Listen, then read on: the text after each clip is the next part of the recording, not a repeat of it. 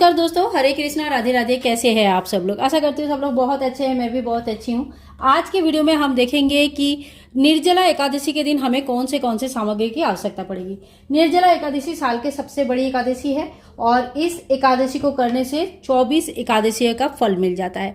तो इस एकादशी बहुत ही कठिन व्रत होता है। व्रत की संपूर्ण विधि में आगे चल के नेक्स्ट वीडियो में अपलोड करूंगी। इस वीडियो में हम देखेंगे कि सामग्री क्या क्या है। तो देखिए, सबसे पहले आपको एक पटला या चौकी या पटा चाहिए जिसके ऊपर हम भगवान जी को विराजमान करेंगे। पटे के ऊपर बिछाने के लिए पीला कपड़ा हमें चाहिए। तो देखिए, अगर आप लाल कपड़ा लेना चाहते हैं ले सकते हैं, लेकिन जो भगवान विष्णु जी की पूजन होते हैं इसमें पीला कपड़ा ज्यादा महत्व रखते हैं। इसके बाद ये एकादशी बहुत बड़ी एकादशी है, तो भगवान गणेश जी की स्थापना करना और पूजा करना आवश्यक होता है।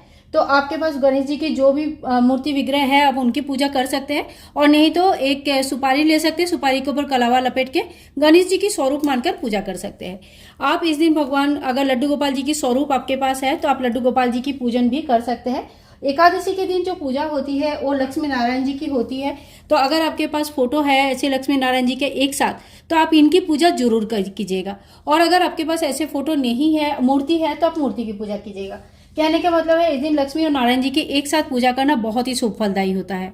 तो देखिए, ये एकादशी बहुत बड़ी एकादशी होती है। तो अगर आप चाहे तो इसमें कलश स्थापना कर सकते हैं। कलश स्थापना करने के लिए शुद्ध जल से भरा हुआ एक लोटा हमें चाहिए होता है। तो यहाँ पे मैंने ले लिया। कलावा हमें चाहिए कंठ में बांधने के लिए। अभी मैंने कलश स्थापना नहीं किया, इसलिए कंठ में कलावा नहीं बांधा हुआ है। आम या अशोक के 5 या 7 पत्ते आपको जरूर चाहिए होता है। इसके ऊपर देखिए एक पूर्ण पात्र रखा जाता है। तिल हमें जरूर चाहिए। तिल जो है ना, तिल के आसन दिया जाता है। तिल का ही हवन भी किया जाता है। तिल से कलश स्थापना के लिए आसन और ऊपर भी जो पूर्ण पात्र होता है वो भी तिल का ही दिया जाता है। और इसके ऊपर जो है ना दीप कलश की स्थापना होती है। तो आप कोई भी एक दीपक ले लीजिए, घी का बाती वाला। यहाँ पे मैंने अभी घी नहीं डाला है, घी का दीपक ले लीजिए। कलश में डालने के लिए आपको कुछ सामान की जरूरत पड़ती है। वो क्या क्या होता है? तो देखिए, यहाँ पे मैंने इलायची लिया है, एक सुपारी लिया है, और हल्दी की गांठ है, 1 रुपया का कॉइन है, और यहाँ पे लौंग है। ठीक है। इसके अलावा आप फूल भी डाल सकते हैं और इत्र भी डाल सकते हैं। तो इन कुछ सामान जो होता है ना कलश स्थापना के लिए आवश्यक होता है, ये सारे सामग्री हमें ले लेनी है। तो अब हम देख लेते हैं पूजा सामग्री में हमें कौन सा सामग्री चाहिए। तो देखिए, हमने यहाँ पे पीला जेनोई ले लिया है, 2 जेनोई हमने लिया है, एक गणेश जी को चढ़ाने के लिए और एक भगवान विष्णु जी को चढ़ाने के लिए। इसके अलावा आप घी का दीपक जरूर ले लीजिए। घी या तिल का तेल का दीपक आप प्रज्वलित कर सकते हैं। अगर आप अखंड दीपक प्रज्वलित करना चाहते हैं तो थोड़ी सी बड़ी दीपक लीजिएगा। इसमें हल्दी और कुमकुम रहता है, तो हल्दी और कुमकुम का व्यवहार जरूर किया जाता है टीका लगाने के लिए। तो हल्दी और कुमकुम ले लिया। इसके साथ साथ हम धूपबत्ती ले लेंगे, वस्त्र स्वरूप कलावा ले लेंगे भगवान को चढ़ाने के लिए। इसके साथ हम लेंगे थोड़ी सी चंदन घोल के ले लेंगे। आप चंदन का इस तरह का पाउडर भी यूज़ कर सकते हैं या चंदन को घोल के भी ले सकते हैं। और आरती करने के लिए हमें थोड़ी सी कपूर की ज़रूरत पड़ेगी, तो हम थोड़ा कपूर ले लेंगे। घंटी आरती के टाइम पे काम आता है, तो इसलिए हमने थोड़ा घंटी ले लिया है। माता को चढ़ाने के लिए रोली या सिंदूर जरूर लेनी चाहिए। इसके साथ साथ देखिए, इत्र की सेवा दिया जाता है, तो इत्र हमें जरूर ले लेनी चाहिए। और अगर आपके पास इत्र नहीं है तो आप इस पार्ट को स्किप कर सकते हैं। इसके अलावा देखिए, तिल हमें जरूर लेनी चाहिए। तिल हमने पहले भी दिखाया आपको, तो तिल का बहुत ही ज़्यादा महत्व होता है, तिल लेनी है। और इसके बाद थोड़ी सी दक्षिणा हमें जरूर लेनी है, क्योंकि पूजा में जो कमी रह जाते हैं वो दक्षिणा से ही पूरा होता है। तो ये पूजा सामग्री हो गया। इसके अलावा और जो सामान चाहिए मैं आगे चल के आपको दिखा देती हूँ। तो पूजा के सामग्री जो है ना हम साइड में रख देते हैं। और इसके बाद हमें क्या चाहिए? हमें चाहिए फूल। तो देखिए, माता के लिए अगर लाल फूल मिल जाए तो बहुत अच्छा है। पीला फूल ले सकते हैं, पीला फूल की माला ले सकते हैं। थोड़ी सी दुर्वा घास हमें जरूर ले लेनी है गणेश जी को चढ़ाने के लिए। और भगवान श्री विष्णु नारायण के लिए अगर आपको इस तरह का मंजरी मिल जाता है भगवान के लिए, तो ये सर्वोत्तम माना जाता है। मंजरी चढ़ाना बहुत अच्छा माना जाता है, तो आप ये ले सकते हैं। इसके बाद देखिए, महात्म कथा जरूर पढ़नी चाहिए। जैसे एकादशी का आप व्रत रखते हो, वैसी एकादशी का महात्म कथा आपको भी जरूर पढ़नी चाहिए। तो यहाँ पे मैंने एकादशी की महात्म कथा भी ले लिया है। इसके बाद देखिए, भोग प्रसाद में आप 5 प्रकार का फल वगैरह ले सकते हैं। जो भी सीजनल फल आता है वो ले लीजिए। आम ले लीजिएगा, और जो भी आपको मिल जाता है। अगर 5 प्रकार का फल नहीं मिल पाता है तो कोई बात नहीं, आपके पास जितने भी फल है या एक ही प्रकार के भी अगर फल है तो आप एक प्रकार का फल भी ले सकते हैं, कोई प्रॉब्लम नहीं है। मीठे में भी आप मावा वगैरह ले सकते हैं, या फलाहारी कोई भी भोजन जो आप घर पर बनाएंगे वो भगवान को भोग चढ़ा सकते हैं। इसके बाद देखिए माता को चढ़ाने के लिए आप सुहाग की सामग्री ले सकते हैं। इसमें से कुछ सामग्री आप खुद के लिए रख लीजिएगा और बाकी जो सामान होता है उनका दान किया जाता है।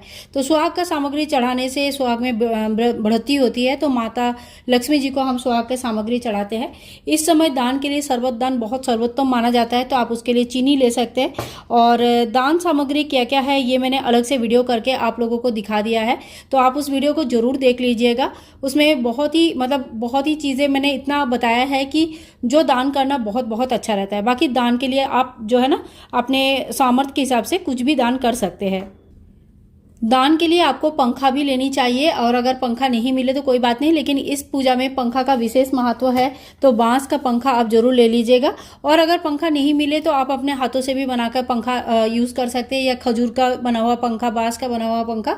कहने का मतलब है कोई भी एक पंखा आपको इस पूजा में जरूर यूज़ करनी चाहिए, और बाद में इस पंखा का दान किया जाता है। निर्जला एकादशी के दिन कलश दान, जल दान का विशेष महत्व माना जाता है। तो कोई भी नया घड़ा जो है ना आप दान कर सकते हैं। तो नया घड़ा में जल भर के आपको इस जल का दान करना होता है, और आप चाहे तो मंदिर में दान कर सकते हैं, अपने पंडित जी को दान कर सकते हैं, किसी भी जरूरतमंद व्यक्ति को दान कर सकते हैं। तो जल दान सर्वोत्तम दान, सर्वश्रेष्ठ दान माना जाता है। तो इसके लिए जो अगर आप घड़ा लेना चाहते हैं तो एकदम कोरा यानी कि नया घड़ा लेके आइए, ये दान के लिए काम आता है। इसके अलावा देखिए सूती वस्त्र वगैरह जो भी आप दान करना चाहते हैं तो वो भी अपने पूजा में शामिल कर सकते हैं। तो घर के सभी व्यक्ति जब पूजा में बैठते हैं उनको सभी का हाथ लगाया जाता है।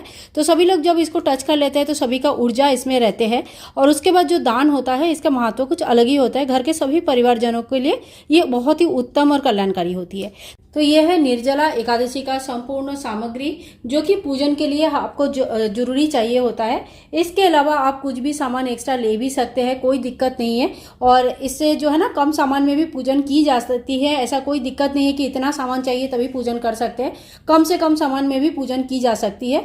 तो अगर आपके पास ये सारे सामान है तो बहुत बढ़िया है, नहीं तो आपके पास जो है आप नॉर्मल एकादशी में जिस तरह से पूजन करते हैं आप बिल्कुल उसी तरह से पूजन कर सकते हैं। तो दोस्तों आज का वीडियो अगर आप लोगों को अच्छा लगा तो please like, share and comment, channel को सब्सक्राइब करके रखें। मिलूंगी नेक्स्ट वीडियो में, तब तक के लिए हरे कृष्णा, राधे राधे।